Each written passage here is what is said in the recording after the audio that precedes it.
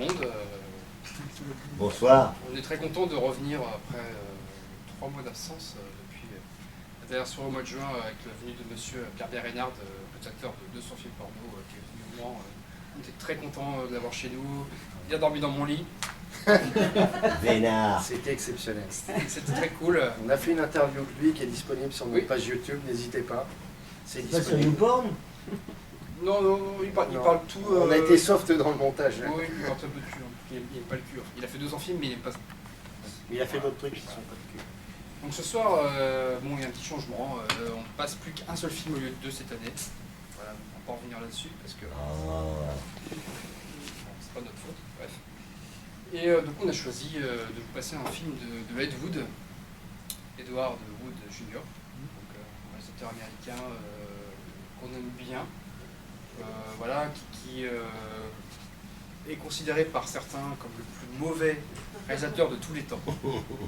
C'est des conneries. C'est des Voilà, conneries. qu'on le C'est sache. des conneries. Voilà. C'est des bêtises. Justement, cette affiche qui a été faite, en fait, qu'il a suivi toute sa vie et toute sa mort, hein, même parce qu'aujourd'hui, quand on pense à Ed Wood, on pense à ça, le plus mauvais réalisateur de tous les temps. Bah, ça vient de 2 critiques américains, 2 frères. Alors, je me rappelle même plus de leur nom, hein, sans déconner. C'est pas grave. Et c'est pas grave.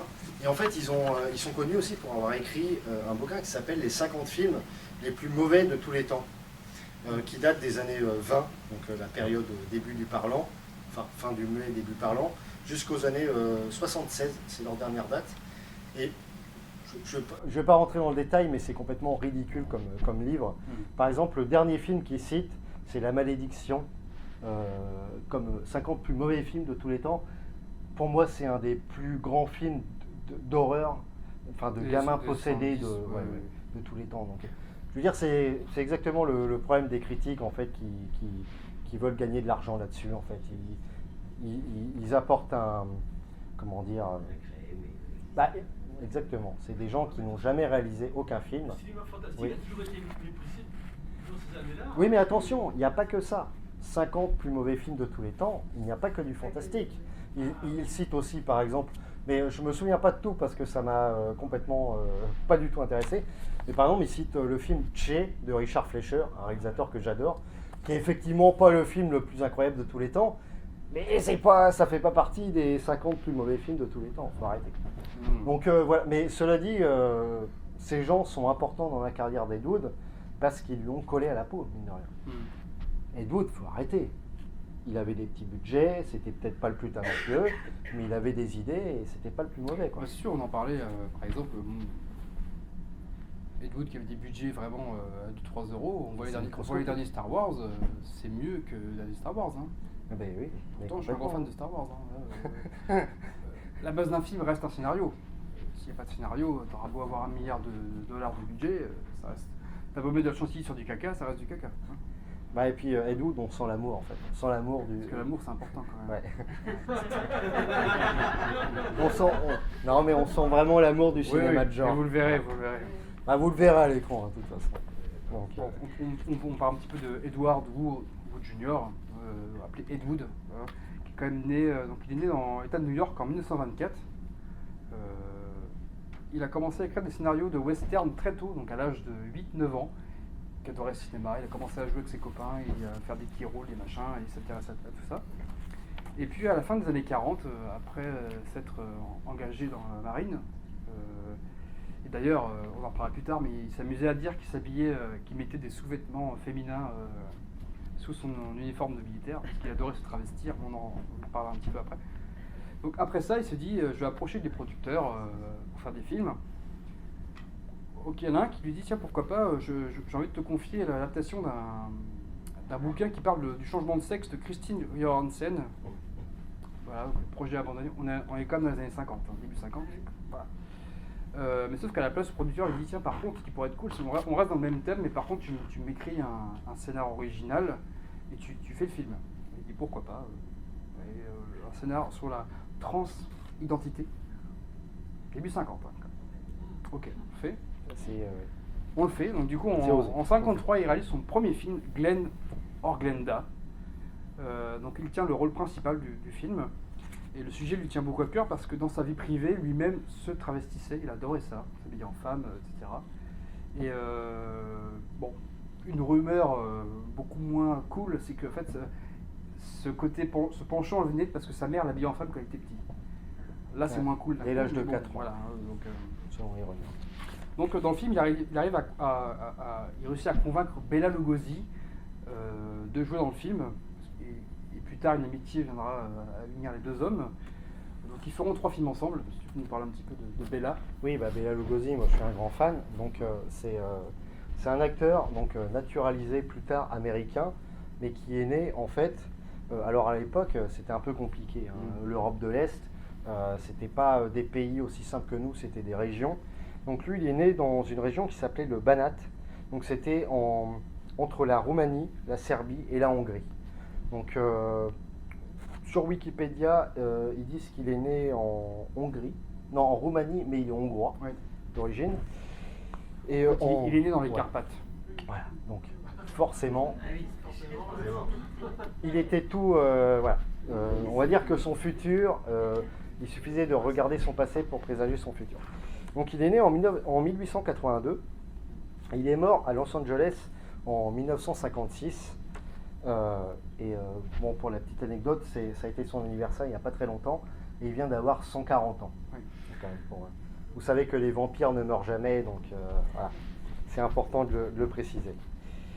Donc il a été enterré justement avec sa cape du comte Dracula en fait. Parce que bon, en fait, Bela Lugosi, il a commencé dans le théâtre. Et ensuite, il a été notamment connu pour son rôle de Dracula en 1931, réalisé par Todd Browning, qui a forcément, ça a façonné, mais intégralement sa carrière. Hein. C'est-à-dire que après ce rôle, tout le monde l'appelait pour faire ce genre de personnage, en fait. Alors, il y a une petite anecdote qui est assez amusante, c'est qu'il a joué un des plus grands rôles de l'Universal, donc Dracula. Et à l'époque, on lui avait proposé, et d'ailleurs il avait été pris au casting pour jouer Frankenstein, le monstre de Frankenstein, qu'il a refusé. Parce que disons que ce rôle-là, de jouer un zombie sans âme, allait lui coller tout au long de sa carrière, et voilà, il n'appréciait pas. Donc il a refusé le rôle, qui a été obtenu par forcément son ami et sorte de concurrent, rival de l'époque, Boris Karloff. Et pendant très très longtemps, Bela Lugosi s'en est bouffé les couilles. Moi je dis, c'est très vulgaire comme expression, mais vraiment il s'est dit, mais j'aurais pu être Dracula, ce qu'il a été, et en plus Frankenstein. Donc malheureusement, voilà, c'est un petit peu un regret qu'il a suivi toute sa vie. Et peut-être qu'il a été, ça on ne sait pas, mais c'est un homme qui a été vraiment bourré de plein de démons en fait tout au long de sa vie, quoi. Donc après, forcément, il a enchaîné plein de rôles. Hein. Par exemple, on peut citer White Zombie, dans un des premiers films de zombies en 1934 de l'histoire, hein, qui est un très très bon film. Mais au fur et à mesure de sa carrière, vraiment, on le rappelait de plus en plus dans des rôles qui faisaient juste une image de son rôle de Dracula. Donc des films à moins grand budget, jusqu'à, mine de rien, finir sa carrière dans les films de Ed Wood. Donc son dernier film, c'est Plan 9, je crois. Voilà, Plan 9 from Outer Space, en 1959. Oui, c'est ça. Exactement. En fait, justement, Ed Wood, en fin de carrière, était un homme vraiment miné par la drogue. Il était accro à l'héroïne, morphine, l'alcool, enfin tout. Et en fait, Ed Wood avait été le chercher, etc. Une espèce de petit vieux complètement chez lui. D'ailleurs, on en parlait tout à l'heure, c'était un vampire pour de vrai. Un mec qui sortait jamais de chez lui, il voulait tourner la nuit, pas le jour. Bon, c'était un peu compliqué parce que, oui. Et en fait, oui, vous verrez dans ce film-là, vous verrez un acteur accro à l'héroïne, vraiment. Vous allez le voir à l'écran, c'est un acteur. Je pense que dans le film, vous allez voir, il a à peu près 70 ans, à peu près. Bon, il est bien pour son âge, hein, mais vous verrez qu'il a une espèce de mimique un peu. Et Ed Wood le prend en amitié, il aussi va l'aider un petit peu à sortir de ça et il va essayer de le faire un petit peu rebondir à sa manière, parce que bon, Ed Wood, voilà, c'est des films à 2 euros, hein, donc Ed Wood n'aura pas le pouvoir de faire ressortir le comte Dracula de la crypte, hein, mais oui, tout au long de il sa aura vie, essayé. ouais. Quoi. Tout au long de sa vie, ça reste vraiment un acteur formidable, vraiment qui hante l'image avec vraiment son charisme légendaire. Et sa voix. Et sa voix. Et son parler aussi, parce qu'il a toujours gardé un accent très prononcé de l'Europe de l'Est. Et forcément, bon, bah, il en jouait un petit peu. Oui, parce que justement, dans le film Gazor Glenda, il joue dedans, dans Gazor Glenda, et en fait, ce qui est marrant, c'est que Bela Lugosi a fait 3 films avec Ed Wood, mais il a fait qu'un seul film où vraiment le rôle est écrit pour lui. Parce que par exemple, dans Gazor Glenda, je pense qu'Ed Wood lui a dit non, tu vas faire un petit rôle, et action, vas-y, tu dis le texte. Oui. Donc, il savait pas qu'il allait Bela le mettre Lugosi dans le dit film. le texte, sauf que ça parle d'un film sur le transgenre, etc. Et en fait, Bela Lugosi, on se dit, mais qu'est-ce que c'est que ce film? Qu'est-ce qu'il dit en fait? Il y a un moment, il dit pull the string, be there. Pour dire beware. Il dit be there, puisqu'il a un accent hongrois, be there. Et en fait, tu regardes le film, tu fais, mais qu'est-ce que ça fout dans le film en fait? C'est un faux documentaire sur les transsexuels, et l'autre il dit attention, bon, c'est Ed Wood, hein, on comprend rien. Et dans Plan 9, le dernier film qu'il a fait, juste après celui que vous allez voir, en fait, Bela Lugosi n'a jamais joué dans le film, c'est complètement faux. En fait, Ed Wood avait tourné une scène de Ed Wood qui joue, qui dit tiens, Bela Lugosi, vas-y, tu sors de ta maison, action, comme Bela Lugosi sort de chez lui, tourne, machin, avec son chapeau, enfin, scène basique, il meurt. Et en fait, Ed Wood, quand il a proposé à son producteur le dernier film, il lui dit ouais, ton film c'est un peu de la merde quand même. Il fait ah oui, mais j'ai Bela Lugosi qui joue dedans quand même. Ah bon? Oui. Et Ed Wood avait sa petite pellicule de 3 minutes avec Bela Lugosi dessus. On va le foutre dans le film. Sauf qu'on regarde le film, on fait mais qu'est-ce que ça fout là en fait? Mais vraiment, hein, ça. Et en fait, il y a le truc qui est drôle, c'est que il a dit mais attends putain, et avec sa femme, mais ton dentiste, il ressemble à Bela Lugosi quand même. Et bah on va le faire jouer dans le film et puis on va lui mettre la cape devant le visage comme ça. Et dans le film on voit le dentiste qui marche avec la cape comme ça. C'est pas un dentiste, c'est son gynécologue. Son gynécologue. Gynécologue de sa femme. À moins d'avoir 3 grammes dans le noir, il ne lui ressemble pas du tout. Mais à la base c'était un rôle qui était fait pour Bela Lugosi, Ouais. mais il est mort avant le film. Et ce qui fait que Plan 9 from Outer Space, qu'on hésite à vous passer, est un film vraiment... Ah bah c'est le chant du cygne de Ed Wood. Mais cela dit, c'est peut-être pas le plus simple à voir parce que Non, c'est ouais. tous ses défauts ressortent. Bride of the Monster, Allez, ça reste vraiment un film de série B américaine. Je trouve potable, franchement, très sympathique quoi, à regarder. Ouais. Parce que Plan 9, quand même, les costumes volantes, c'est quand même des assiettes à soupe retournées avec une ficelle. Bon, faut aimer, hein. Mais... C'est ce qui est plaisant dans ce film. Oui. Ça, nous on aime bien, hein, mais Non, ça fait partie, mais après, il fallait choisir, en fait, on peut en passer qu'un. c'était difficile. Hein. On aurait vu 2 films. Je suis pas sûr qu'il y aurait autant de monde si on avait mis 2 films, mais bon, c'est... Bon, Chenon. Donc oui, tu voulais parler un peu que Ed Wood a écrit des scénarios aussi, beaucoup. Oui, dans sa carrière. Ed Wood, hein, quand même, c'est une personne qui a quand même... allez, en fait, si vous allez voir sur Wikipédia, on va voir qu'il y a à peu près 25 films à son actif, ce qui est faux. Ed Wood, il a à peu près réalisé une dizaine de films en tant que vraiment réalisateur et scénariste, mais il a écrit pour d'autres personnes. Alors, en tant que réal, il a quand même réalisé des films qui sont un petit peu cultes maintenant, Jailbait, qui est un espèce de film noir qui est pas ridicule du tout, je trouve, qui est quand même plutôt sympathique, mis à part les murs qui bougent en carton. Plan 9 from Outer Space, on vient de parler. Night of the Ghouls, celui-là je le trouve... Il pique. Ouais, celui-là on va pas en parler. Sinister Urge, celui-là il est plutôt sympathique parce que ça parle, encore une fois, Ed Wood il a des sujets qui sont un petit peu avant-gardistes parce qu'il parle de transgenre et de pornographie, années 50 quand même.